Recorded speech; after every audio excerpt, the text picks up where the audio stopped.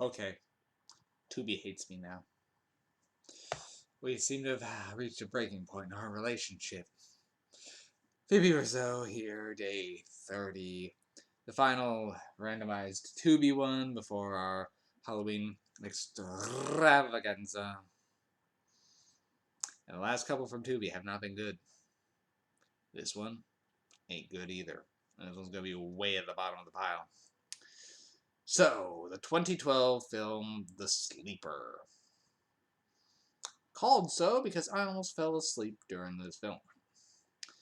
Now, not only that, Tubi didn't even seem to give a shit about this movie. I mean, first off, this movie came out in 2012. Tubi had it listed as 2021. They reversed the two numbers. That and this has to do with a fraternity. I don't even remember what the heck it was called. Alpha Gamma Theta. They refer to it as Alpha Gata Threat. It's like whoever. And also they put they reference the 70s when this takes place in the 80s.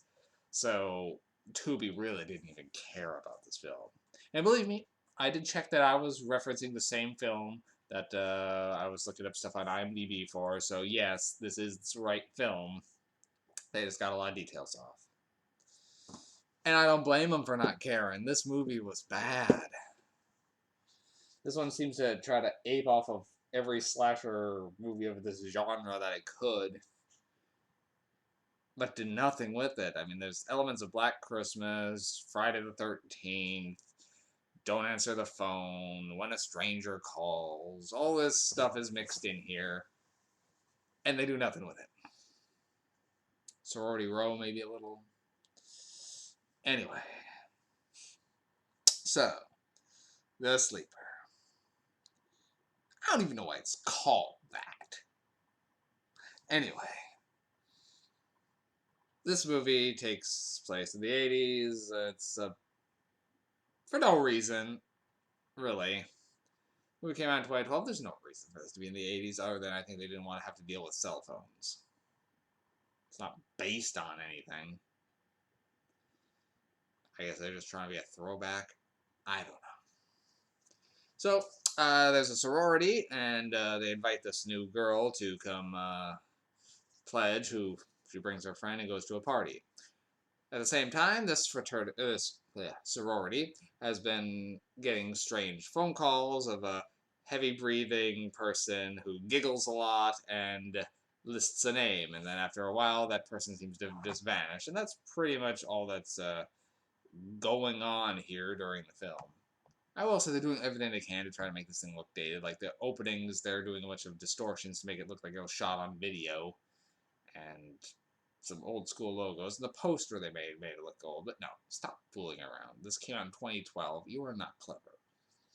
Anyway, so, and a killer with a hammer seems to be going around killing these sorority girls. I don't know why. He seems obsessed with them. I don't know why. I have no idea who this guy is. Throughout the entire movie, I still don't know who he is, where he came from, why he's doing this. He just is. Which, yes, can be a horrifying thing if it's portrayed correctly. Like, The Strangers did that good. Of where these people came from, why they're doing this. They didn't have a reason, and that was the scary part. This one, no, it is not scary. He's just some guy in a black trench coat, giggling, with weird gloss over eyes, killing people with a hammer. And he doesn't even do that well, because, like, right at the beginning, he just holds up a hammer and it goes shing, as if he's drawing a blade out. Hammers don't shing. A blade shings because it's drawn across something. Going like this with a hammer doesn't make any sounds. Why going shing? I don't know, but it did. Okay, so that's all this movie is them going of sorority girls getting beaten to death with that guy with the hammer. And one girl debating whether she should join the sorority, and the first girl's who went missing, her boyfriend realizing she was missing and trying to convince the police to go look for her. That's really it. All this movie is right around the premise. You don't have time to learn who these characters are. You don't have time to give care about any of them. All of them are so poorly developed and poorly acted that they are all completely interchangeable with each other, except for the new girl and her friend. All the other characters are exactly the same.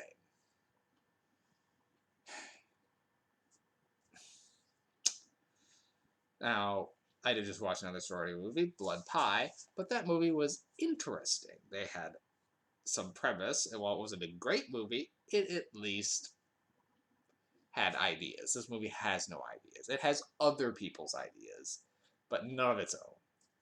See, the thing is, if you're trying to do a run-of-the-mill slasher, fine. But give a little motivation. Why is this killer doing this? What are the stakes here? Why? He just comes out of nowhere and just does. And then so you don't know why any of this is happening, and you don't have enough info to care about any of the characters, so this film leaves no impact at all.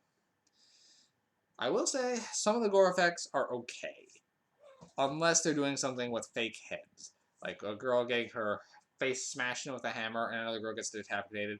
The fake heads that they use are so laughable that they might as well just knock big killing mannequins at that point. This is not a good movie. This one's down in the one MacGuffin category. It didn't make me as angry as Alpine Lake did, but this one was dull. It was lifeless. So, me and Tubi are having some disagreements lately, it seems. So, that's The Sleeper. Why is it called The Sleeper? The killers referred to in the credits as The Sleeper. Why is he called The Sleeper? I don't know. I guess you see him scribbling on photos of the girls before he goes and kills them. He starts writing like little Z's and occasionally says time to go to sleep. I guess that's his shtick.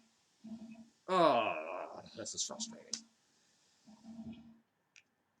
There's no reason to watch this movie. It's not even a fun, bad movie.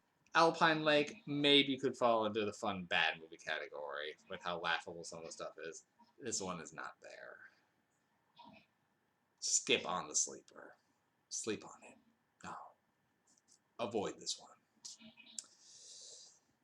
Not the worst of the month, but probably, unless tomorrow does me really bad, probably gonna be the second worst. Alright. Ta. See you tomorrow with my final randomized Shudder before my Halloween extravaganza.